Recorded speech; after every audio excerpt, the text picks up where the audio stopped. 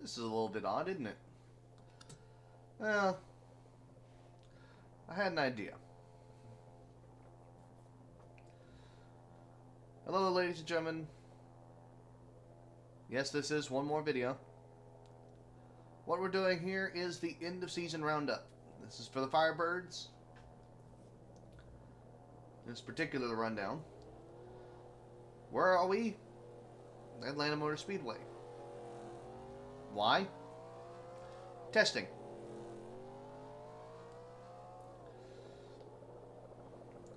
I have 24 cars on track. We're going to go through all of them. I thought, I'm not very good with music selection, so I decided I'm going to let the engines play you a tune. And we're going to jump between drivers. Their stats being posed, so you'll see them. But this will be how we do this season's rundown. Now with most of them on the track, how about we get started with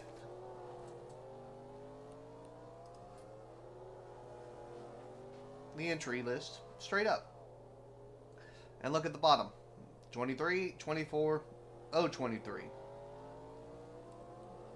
Now why is that? Well, unfortunately, it is because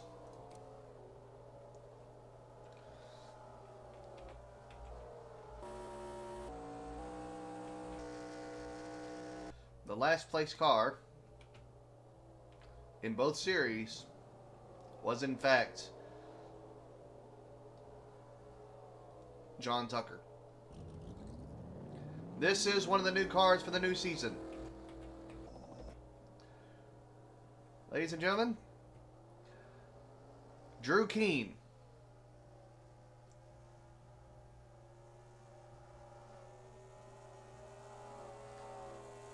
Number 24 from Buffalo, New York.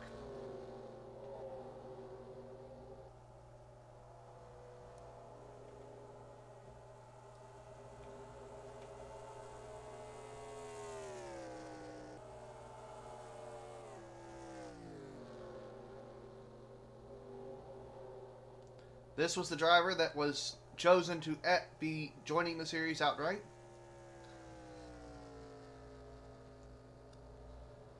And they will do so.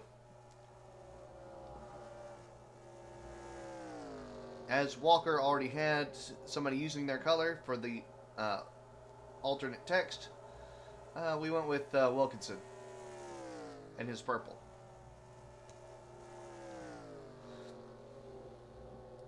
Now, what does that mean? Well, first, let's show you the other. Right behind, Tony Bentley will be taking over the 23 team.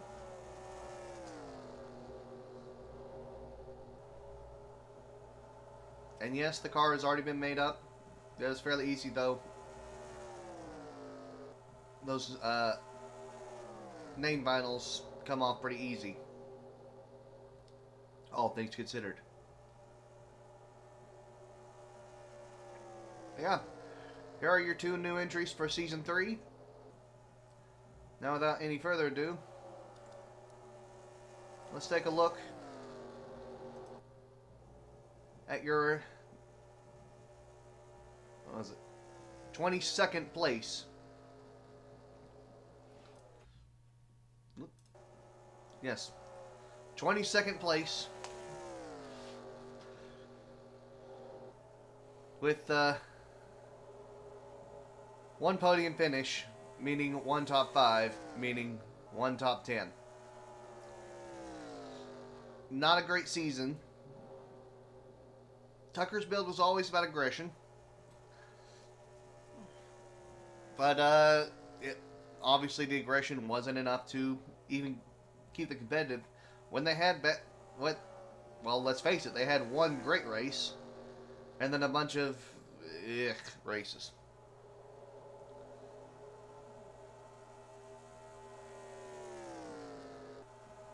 So yeah, Mr. Tucker here will not continue with us in the Firebirds into Season 3. And also will not continue with us in the Camaros into Season 3, as he is the first person to sweep the Eliminator. Hopefully he's the last.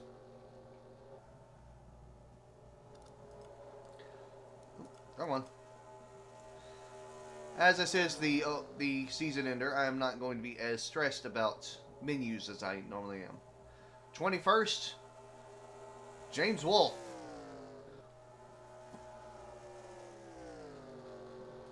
James had 3 top 10s in this series all year. That tells you pretty much everything you need to know. Did not have a good year, was barely notable. And honestly, such a disappointment. When it's bad, it's bad. When it's good, it's still bad.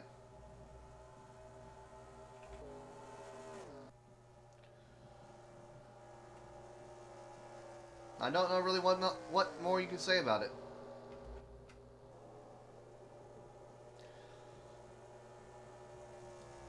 Now, 20th I saw coming down pit road. Let's see. Ah, just in time. Isaac Hernandez, our former overall champion. Again, when it was for him, when it was bad this season. However, 1 top 5 and 4 top 10s. That kept him out of the muck entirely.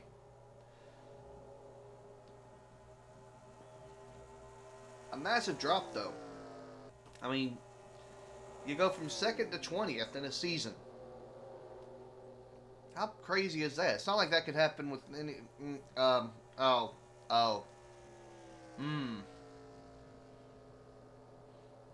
I think there's a caveat with these low stat AIs. Let's take a look at 19th place, which is... Nope.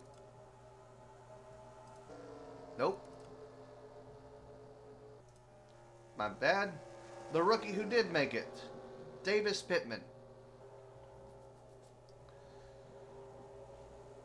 Also didn't have a great season, however. Did have a podium, did have a top 5, but more importantly, had 3 top 10s, so 2 more good races to go with it. And was usually 3rd quarter of the field, about 12th to 15th, 12th to 17th. Never great races, but not bad enough to be horrid. Granted, there were a few horrid ones. And of course, the rookies have a little bit to go to catch up with the main crew. But he has that chance. To an extent.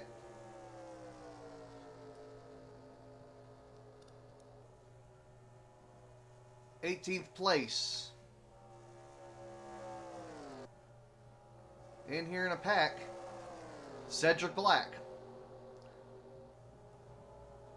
Cedric Black season, definitely not what he wanted. 18th place, he finishes 10 spots back from where he did last season. 2 top 5s, 3 top 10s. All in all, could have been a better season for sure. Was in contention early in the season for being the first person eliminated, but it never happened.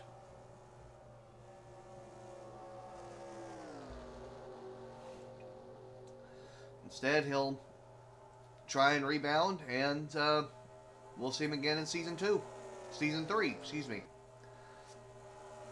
By the way, as you saw from Keene and Bentley, Season 3 cars will not look any different than these. Mainly because I haven't thought of anything different to put on them for Season 3.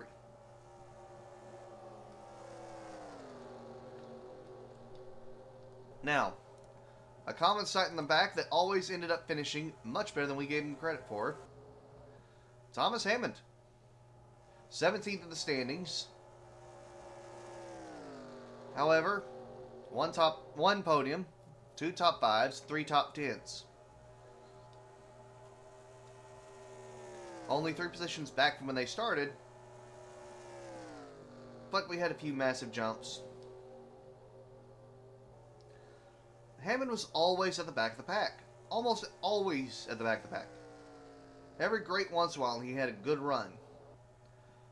But at the end of the race, all of a sudden, something would click and Hammond would move up somehow. So, I mean, 17th is not terrible, not great, but you'll have a job at 17th, that's for sure.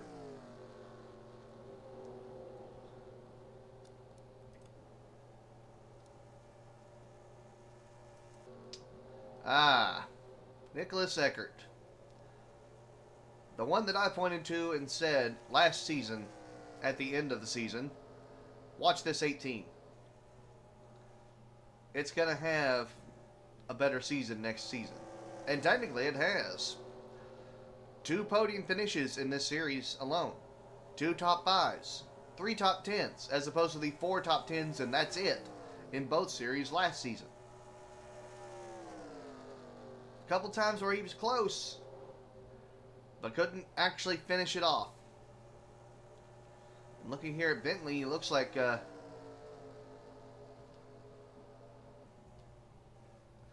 may still need some advancement. Now, all these drivers have been set up for the season 3. All except for Harvey, and that's because Harvey is a player, and I have not heard from the player yet. Not that there's any rush, because I'm taking a little break after these are done. Now, back on schedule, back on track. 15th, well, currently off track, is Gerard Wilkinson. I knew this would happen, but even the background sound of engines is nicer. At least to me. Wilkinson had 1 podium, 2 top 5s, 4 top 10s, excuse me. En route to the 15th finish. Definitely was not, this one is definitely not his series. Here we go. The Firebirds are not Wilkinson's strong suit, are they? He's not. I mean, obviously there's the incident on pit road on the first race we ever had. But overall, it's just been there. Like, he shows up and then he disappears, and then he shows up and then he disappears, and then he's middle of the pack most of the time.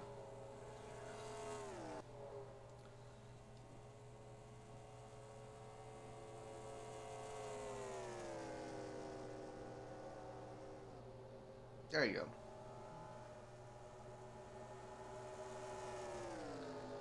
Yeah. He's here. And he'll be here for next season. A lot of these drivers are just looking for that one improvement that puts them above everybody else. So far, I hadn't found it yet.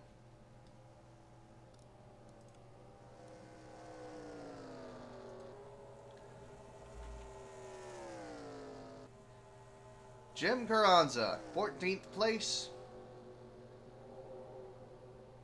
with a podium, 2 top 5s, and 5 top 10s. Up 4 spots from Season 1. Remember, Season 1 was atrocious for Carranza. However, they were a little bit more up front in the Firebirds this season. Which, granted, with how Camaros went, they kind of had to be in order to be present at all. Decent race to Daytona to... Well, Daytona, the back half, really. And, again, nothing really notable. Finished up front once or twice, but wasn't enough to really make a dent.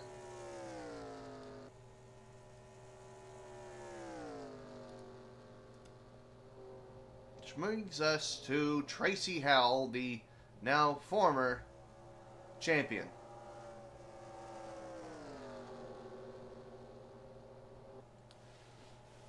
13th place, which is, yes, back half, but means still decent enough.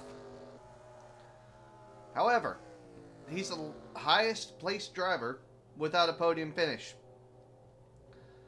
Ran only one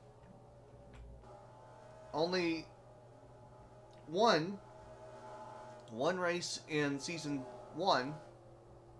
It's a lot of ones. Didn't win anything in season 2.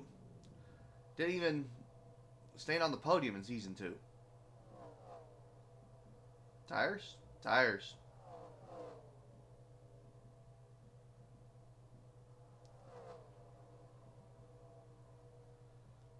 We do run these test sessions every once in a while.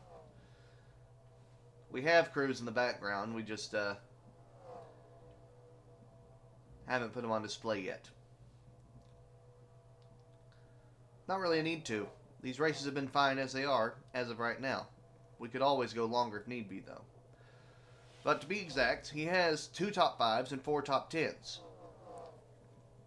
But he's almost always around that 10th spot. So even when he didn't finish top 10, he was 11th, 12th, 13th, somewhere around there. So, yeah. Honestly, for how he did this season, not bad. But now we can start getting into those who won and were disappointing. Our first winner in this countdown is in 12th place and is honestly a shock considering how they started the season. And has also just come in. Looks like we're going to see a lot of people fly by here. Needing tires. Dorothy McLean.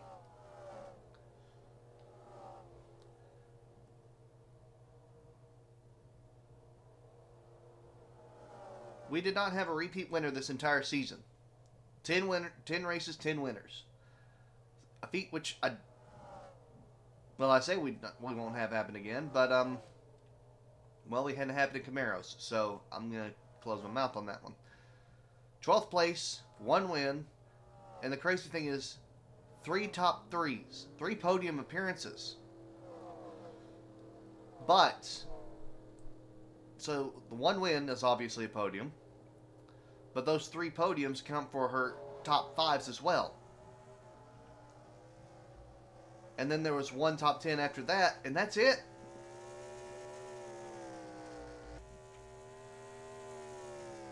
After the first 3 races, McLean's season just fell off, and there were spots of brilliance, but nothing concrete. Which is a shame. I was honestly expecting to be in the championship hunt. And they fell 8 spots, all things considered. So, yeah, rough season. Rough season in terms of a winner. If this keeps up, McLean will be a mainstay of this series for years to come.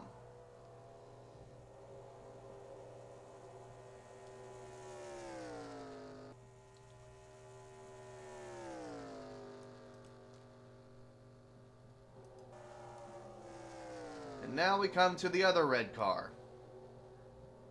The one that actually shocked me. Because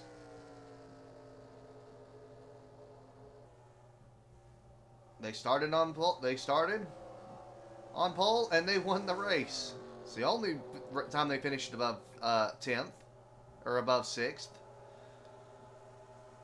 1 win, 1 podium, 1 top 5, all at the same race, I believe Rockingham. And then 3 more top 10s to go with it for 4. 2 spots back, 11th place, Out of the top 10, yes. But granted, a better season than what it could have been if that win hadn't happened. That win saved them from even contention for elimination over here. This car, it qualifies so well, and yet it has no speed come race day, it seems like. Oh, sure, it had its one race where it stayed in clean air and was fine. But if there's any sort of challenge, it seems like he folds over like wet cardboard. And maybe that's being unfair, but I've yet to see anything to the otherwise.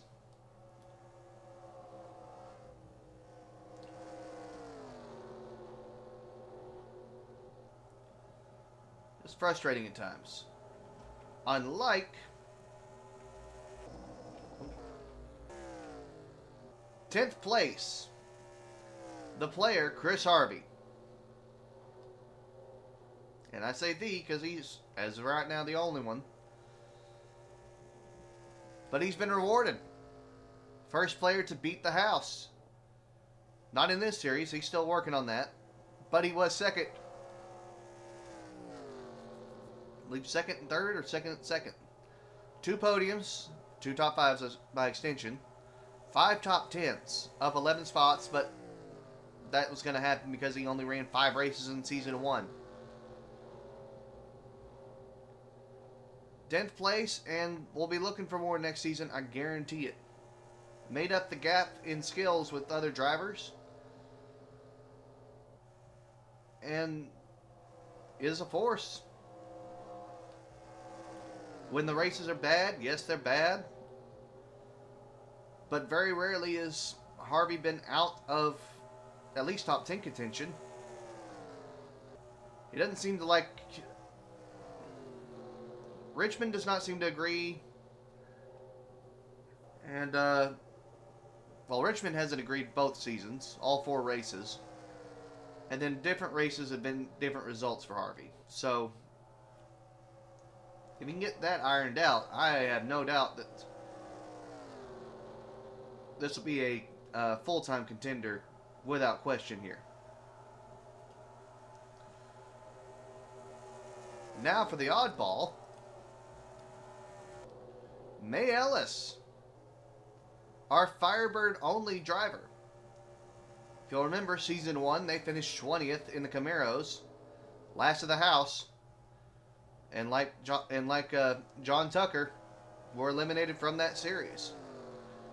However, while they didn't finish well in Firebirds, they were not 20th. 12th, to be exact. With a win. In fact, the first win.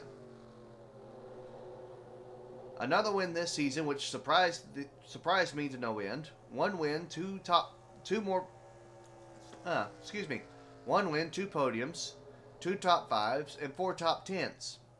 A very competitive year for May Ellis, in which they didn't really have a bad race. Maybe, well, there was one, but one can be recovered from.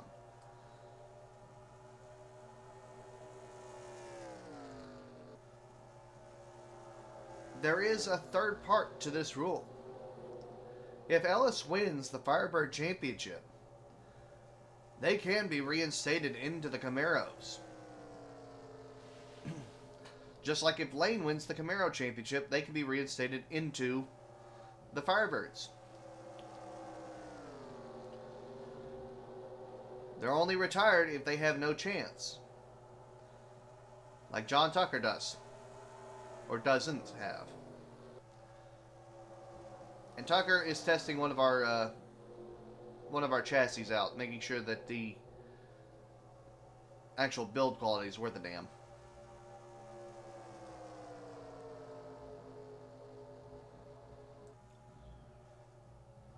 Eighth place now.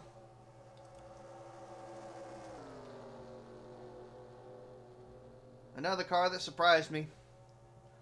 Couple times. Lynn White.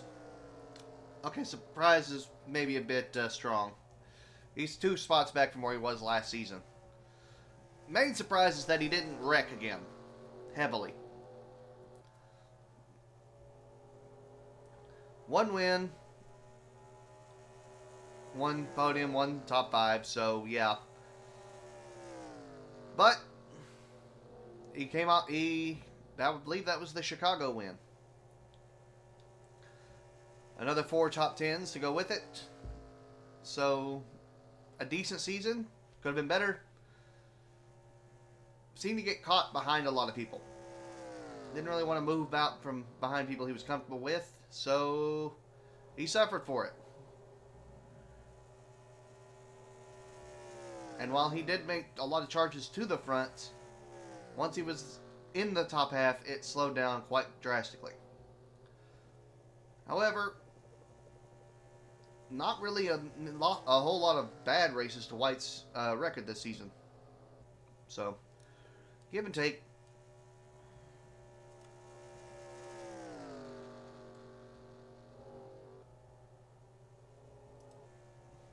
Catherine Harris, on the other hand, was frustrating to watch all season.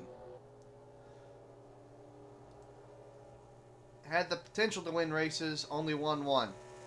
That was at Daytona. That was the finale. Podiumed, obviously, that race. Two more top 5s on top of that. And then another 2 top 10s to go with that. So, 1, 1, 3, 5. If you're looking at the stats at the bottom of the screen. A good driver. This seemed like bad situations. Or poor management of the situations, at least. 7th place, though, and that is only slightly... No, that's better than what they were in Season 1. It's 4th. 4 better, so they were 11th, right? They were outside the top 10 last season. Now for the highest placing winless driver. In 6th. The number 1. Tyler Gardens. Had chances to win, but never could get it done. The only driver roughly in contention that didn't have a win. The only driver in the top 9 that didn't have a win. Would have taken a miracle to win the championship, but at one point was where they needed to be. Didn't happen though. 1 podium, 3 top 5s, 6 top 10s on the season. 1 place lower than they... Oh, careful, Harris. This is a test session for a reason.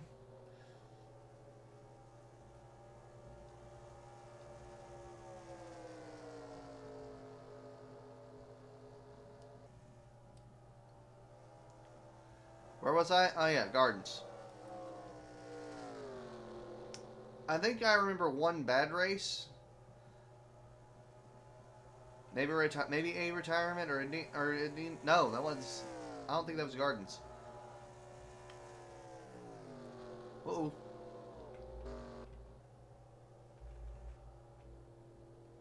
What happened there?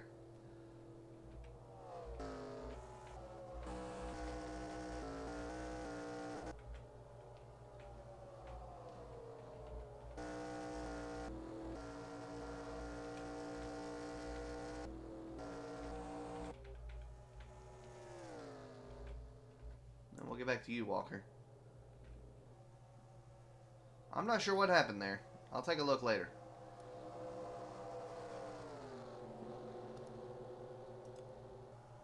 Funny thing is, that's actually who I need to look at.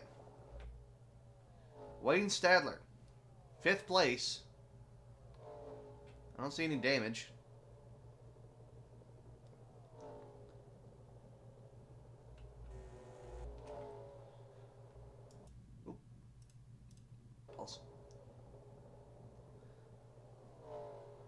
While he's fueling up, Wayne Stadler, 1 win, 2 podium finishes, 4 top 5s, 6 top 10s on the season. 5 spots better than he was season 1. Actually tied with Gardens for the points, and won on that 1 race tiebreaker.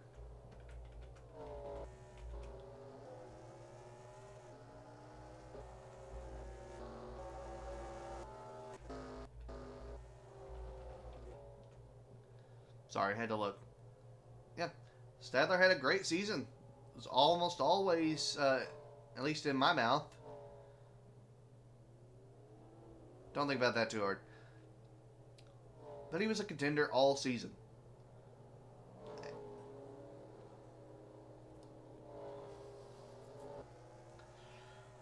May need a little bit more to be the contender. But hey, 5-position jump, that's nothing to sneeze at.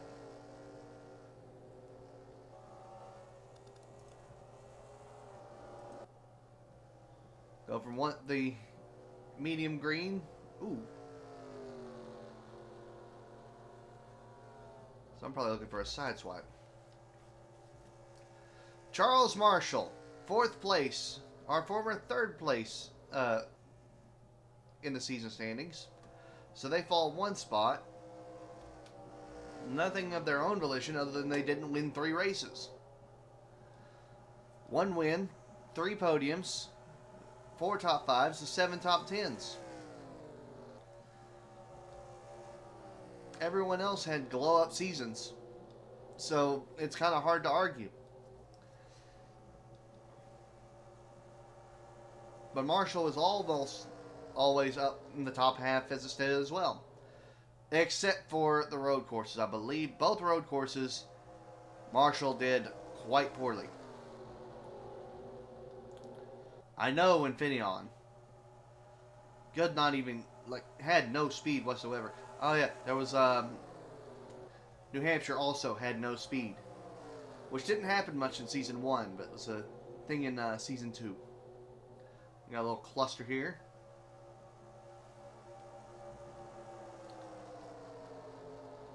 Seems like Hernandez and Keane are quite fast.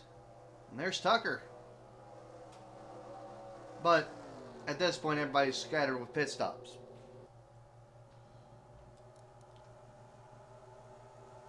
So now we get to the top 3. 3rd place, Minnie Nelson. She will get the bronze bird on that headlight. And we'll go into season 3 with it. 1 win, their first win. 3 podium appearances, which could have been more, honestly. Only 4 top 5s, but 6 top 10s. But a lot of consistent,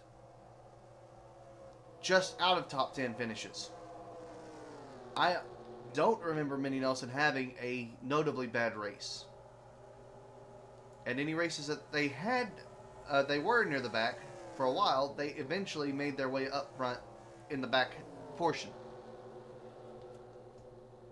So able to manage bad races and only just out of reach for the good ones.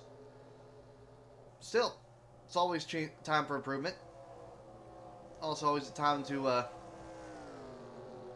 punt Jacob Aronson, almost.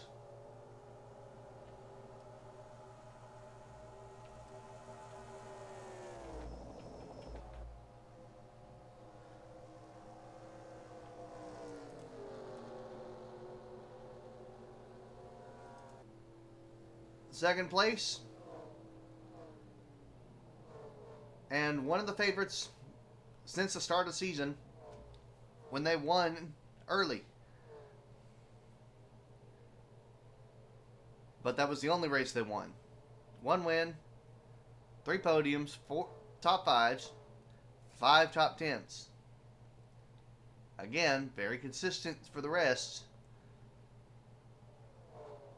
up until the end.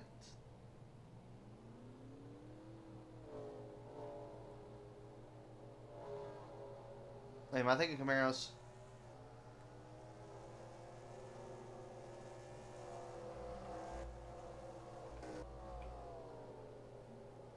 One second.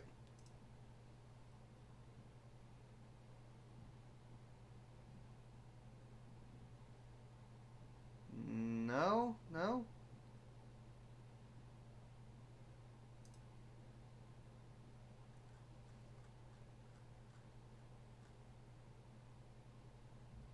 Yes, I know this is Very much not professional, but no, he didn't really have a bad race all year. Camaros was actually the ones that he had bad races in.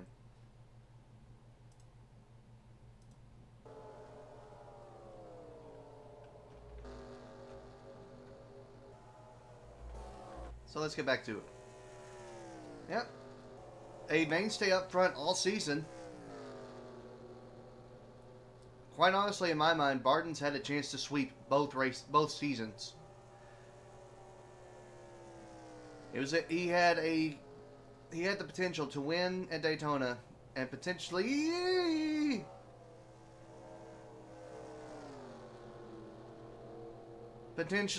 win the Firebirds and the Camaro season in one swoop. Would have been our first championship sweep. Alas, we have to wait longer for that. How much longer? Who knows?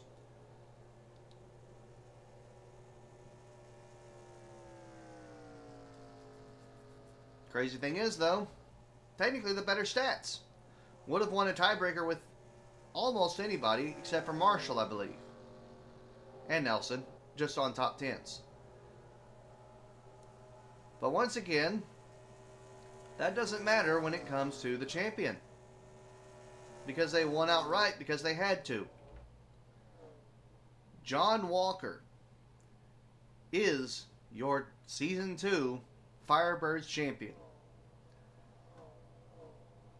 John Walker won one race. That one race was also his podium. 2 top 5s on top of that. But 8 top 10s. So yes, would have lost tiebreakers come down to podiums and top 5s. But beats out everybody in top 10s. This season, that matters. Just ask Isaac Hernandez for last season and he'll tell you BS.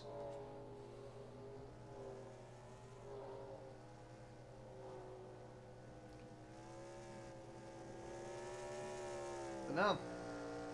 Here is your champion.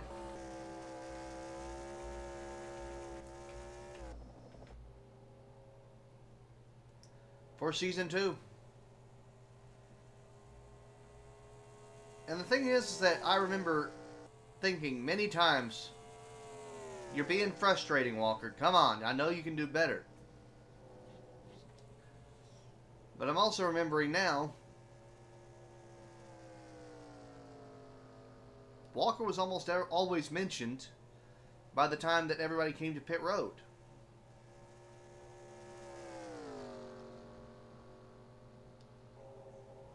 But it seems like he was always around that 8th, 9th, 10th area. So, consistency gets the championship in this series. It was, I believe, by 1 or 2 positions. I don't have the exact points on me available at the moment. But yeah.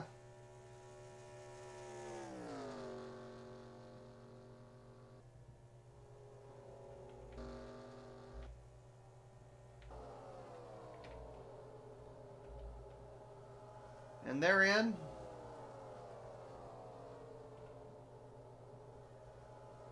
is your championship standings.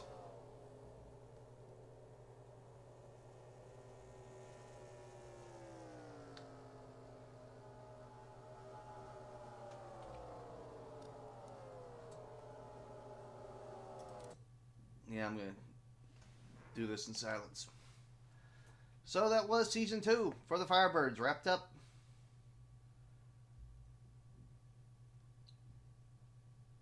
I had a blast running. I have a blast running these cars, running the Camaros as well.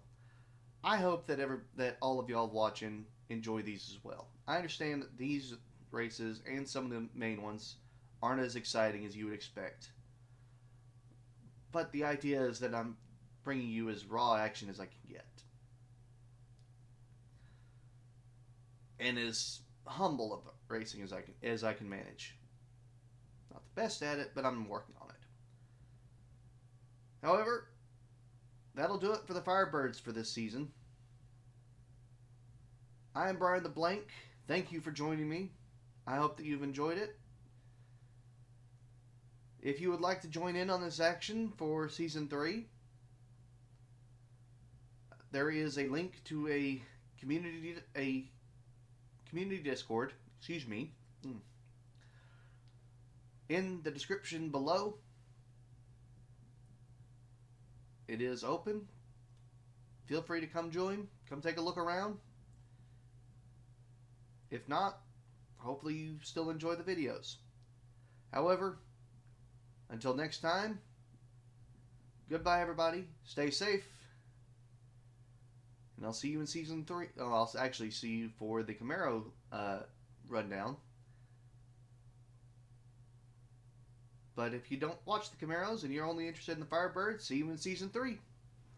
Take care, everybody.